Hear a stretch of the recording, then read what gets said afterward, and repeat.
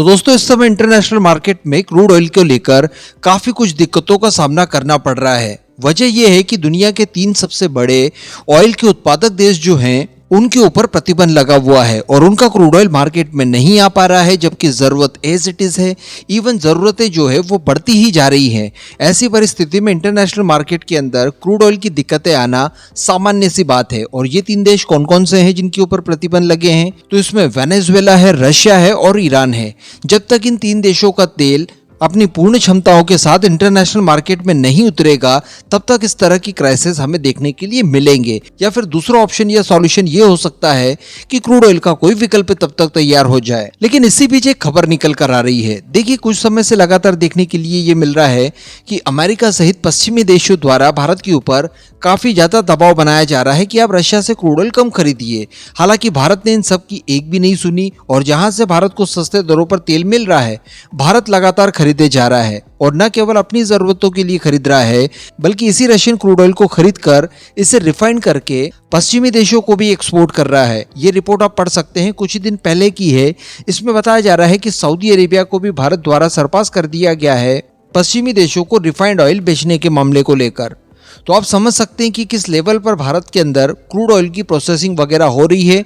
और इस लेवल पर अगर प्रोसेसिंग हो रही है तो डेफिनेटली क्रूड ऑयल भी भारी भरकम मात्रा में भारत के अंदर पहुंच रहा है।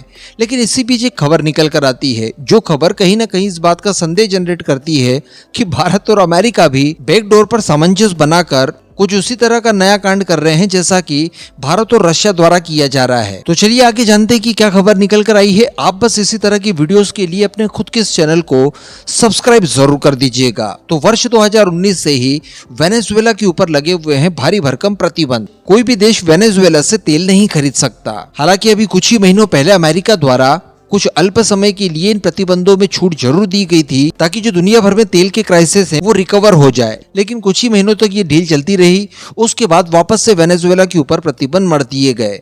लेकिन आप सभी को याद होगा कि कुछ समय पहले इस तरह की खबरें निकल कर आई थी कि कुछ भारतीय रिफाइनरीज ने अमेरिका से स्पेशली परमिशन मांगने की कोशिश की है, जिसके तहत उन्होंने ये कहा है कि आप हमें अपना लाइसेंस दे दीजिए और इसी माध्यम से हम लोग प्रतिबंध होने के बावजूद वेनेजुएला से क्रूड ऑयल खरीद लेंगे। और बताया ये जा रहा था कि भारत की रिलायंस इंडस्ट्री को इस बात के लिए अमेरिका की तरफ से मंजूरी मिल गई थी कि वो प्रतिबंधों के बावजूद वेनेजुएला का प्रतिबंधित क्रूड ऑयल खरीद सकता है। और इसकी खरीद एक्चुअली काफी बड़े स्केल पर भारत द्वारा शुरू भी कर दी गई, क्योंकि इस समय वेनेजुएला से क्रूड ऑयल खरीदना भारत के लिए बहुत ज्यादा जरूरी हो जाता है। एक तो हमारी रिक्वायरमेंट जो है उसे फुलफिल करने के लिए हम लोग एक विविधता ला पाए। इसके अतिरिक्त हमें $600 मिलियन भी वसूल करने हैं वेनेजुएला से, तो वो इसी माध्यम से किए जा सकते हैं। बाकी वेनेजुएला कैश पेमेंट करके इसका भुगतान नहीं कर सकता। लेकिन इसी बीच खबर निकल कर ये आ रही है कि 4 सालों में क्रूड ऑयल का जो एक्सपोर्ट है और साथ ही इसका जो प्रोडक्शन है वो अपने 4 साल के उच्चतम स्तर तक पहुंच चुका है।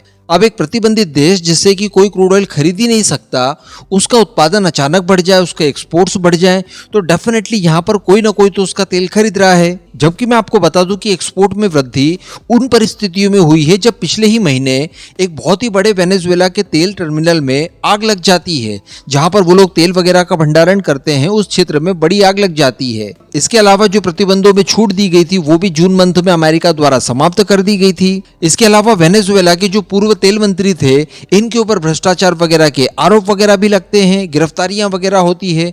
इन सब के बावजूद वृद्धि देखने के लिए मिली है।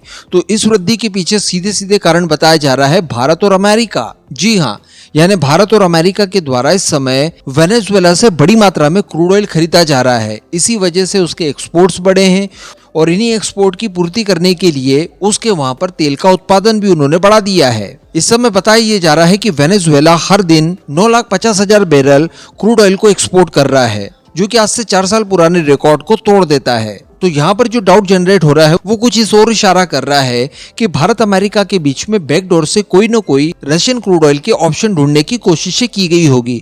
चूंकि अमेरिका द्वारा भारत के ऊपर काफी ज्यादा प्रेशर डाला जा रहा था कि आप रशियन क्रूड ऑयल ना खरीदें, लेकिन भारत भी इसका ऑप्शन मांग रहा था।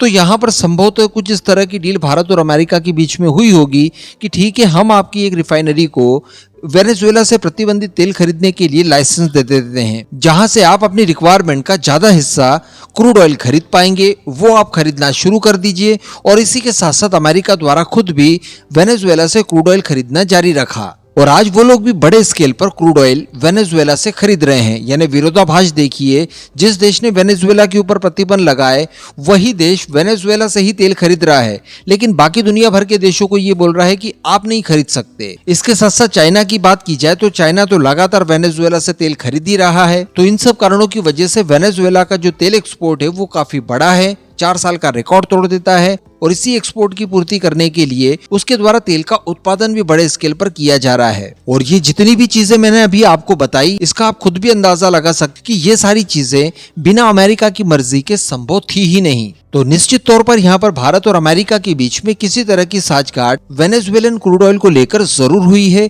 तभी ये सारी चीजें संभव हो पाई है। हालांकि इन सब चीजों के ऊपर ध्यान देने की आवश्यकता नहीं है, जिसमें भारत का हित है वो भारत एक्चुअली कर पा रहा है, यही बड़ी बात है। और अमेरिका जैसा सुपर पावर देश भी भारत को इन सब चीजों के लिए छूट दे रहा है, तो इसमें भी दिखाई देता है कि भारत का रुतबा एक्चुअली है क्या। बाकी इससे डेफिनेटली रशिया को काफी हद तक चिंताएं होंगी, क्योंकि अल्टीमेटली इस समय रशिया की जो इकोनॉमी वगैरह तेजी से बढ़ रही है, उसके देश में स्थिरता इतने लंबे समय से लड़े जाने वाले युद्ध के बावजूद अगर बनी हुई है और वो लगातार यूक्रेन और नेटो के खिलाफ जिस तरह की कार्रवाइयां कर पा रहा है, इसके पीछे भारत और चाइना ही है, क्योंकि यही दो देश मिलकर बैकडोर से उसकी मदद कर रहे हैं उसका क्रूड ऑयल खरीद कर। तो अगर इन्हें कोई दूसरा ऑप्शन मिल जाता है यानी भारत और चीन को, तो ये सीधे सीधे रशिया के लिए बड़ा घाटा साबित हो सकता है।